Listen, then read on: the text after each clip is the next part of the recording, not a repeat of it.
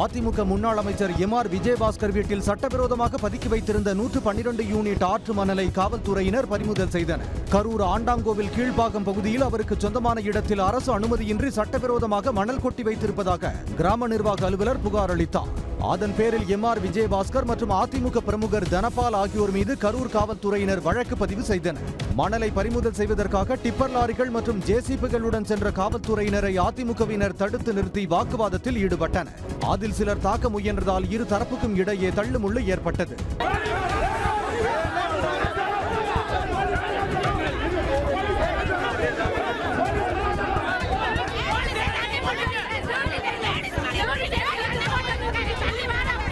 இரண்டு மணி நேர போராட்டத்திற்கு பிறகு விஜயபாஸ்கர் மற்றும் தனபால் வீடுகளில் பதுக்கி வைத்திருந்த 112 யூனிட் ஆற்று மணலை காவல்துறையினர் பறிமுதல் செய்தனர். நள்ளிரவில் நடந்த இந்த சம்பவத்தால் கரூரில் பதற்றம் நிலவியது.